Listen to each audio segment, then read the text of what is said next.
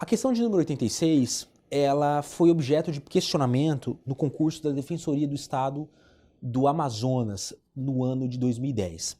Pessoal, essa questão é interessante porque ela exige um conhecimento jurisprudencial na hierarquia dos tratados internacionais de direitos humanos e a posição jurisprudencial do Supremo Tribunal Federal. Tudo bem? Então essa questão ela é uma questão importante e eu chamo a atenção de vocês para o questionamento.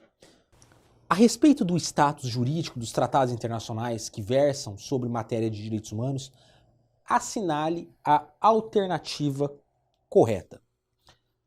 Letra A. Os tratados e convenções internacionais sobre direitos humanos que forem aprovados em cada casa do Congresso Nacional em 2 turnos, pela maioria absoluta dos respectivos membros, serão equivalentes às emendas à Constituição. Pessoal, o artigo 5º da Constituição, parágrafo 3º da Constituição, ele diz que os tratados de direitos humanos que forem assinados, que forem ratificados, que forem votados no quórum de emenda à Constituição, qual é o quórum de emenda à Constituição? 2 votações na Câmara, 2 votações no Senado. Portanto, 4 votações de 3/5 em sessão bicameral terão status de emenda à Constituição.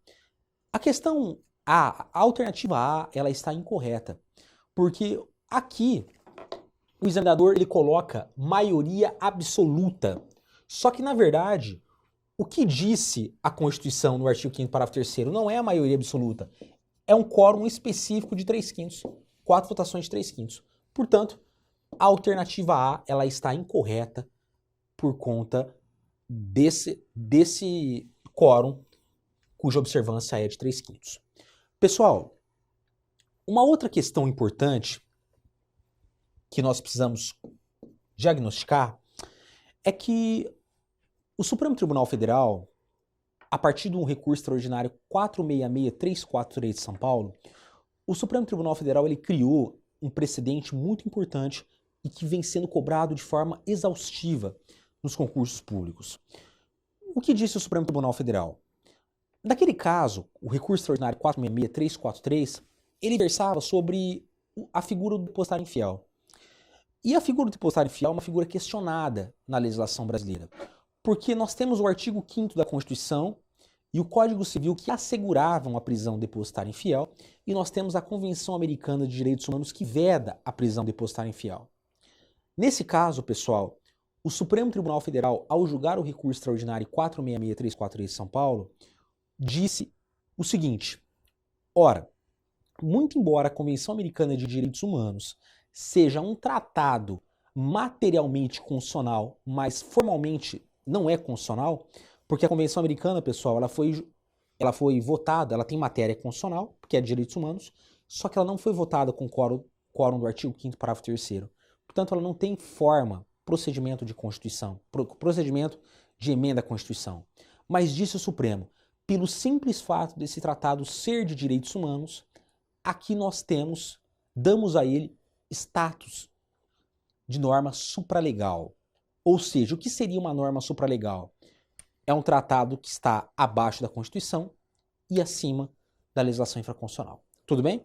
Então, olha só, pessoal, o que disse o Supremo Tribunal Federal? A Convenção Americana de Direitos Humanos, ela é um tratado internacional materialmente constitucional. Por que materialmente constitucional? Porque tem matéria de direitos humanos. Porque sua matéria é de direitos fundamentais, direitos humanos. Portanto, matéria constitucional. Só que a Convenção Americana de Direitos Humanos não foi votada com a ritualística do artigo 5º, parágrafo 3º. Ou seja, 2 votações na Câmara, 2 no Senado, com maioria de 3/5. Ela foi aprovada com quórum de lei ordinária. Por essa razão, disse o Supremo Tribunal Federal no recurso extraordinário 466343 de São Paulo. Disse o Supremo Tribunal Federal, pelo simples fato da Convenção Americana de Direitos Humanos ter matéria constitucional, ser matéria de direitos humanos, mas não ter forma constitucional, ela tem um status supralegal.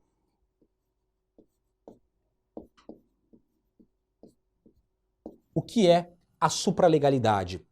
está abaixo da Constituição e acima da legislação ordinária. Com esse subsídio, pessoal, vamos analisar a alternativa B. Os tratados e convenções internacionais sobre direitos humanos que forem incorporados ao ordenamento jurídico brasileiro pela forma comum, ou seja, sem observar o disposto do artigo 5º, parágrafo 3º, como a Convenção Americana, possuem, segundo a posição que prevaleceu no Supremo, status supralegal, mas infraconstitucional. Por que supralegal? Por quê? Porque está abaixo da Constituição, mas está acima da legislação ordinária. Mas não deixa de ser uma norma infraconstitucional, justamente porque está abaixo da Constituição. Nesse diapasão, pessoal, a alternativa correta é a letra B. Corresponde à realidade. Tudo bem? Então, a alternativa correta da questão 86 é a letra B. Vamos analisar a alternativa C, D e E. Alternativa C. Os tratados e convenções internacionais sobre direitos humanos não podem ampliar o rol de direitos e garantias fundamentais. Pelo contrário, pessoal, o rol de direitos e garantias fundamentais na Constituição ele não é exaustivo. Os tratados internacionais de direitos humanos eles podem e devem ampliar o rol de proteção dos direitos humanos. Portanto, a alternativa C está incorreta. D. O status jurídico dos tratados e convenções sobre direitos humanos dependerá da forma como esses documentos internacionais forem incorporados ao nosso ordenamento. Se a forma de incorporação seguir o rito de aprovação de lei ordinária, terá status de lei ordinária. Pelo contrário, o recurso extraordinário 466343 disse que, em matéria constitucional, no mínimo, o Tratado de Direitos Humanos terá a supralegalidade. E, por fim, alternativa E, o Supremo tem posição consolidada no sentido de que não há justificativa razoável para diferenciar o status jurídico dos tratados internacionais de direitos humanos dos tratados comuns, pois se a Constituição não se distinguiu, não cabe ao intérprete distinguir. Pelo contrário, o Supremo reconhece a distinção entre tratados de direitos humanos, aqueles que são materialmente constitucional e aqueles que são materialmente e formalmente constitucional. Tudo bem? Portanto, a assertiva correta dessa questão é a letra B.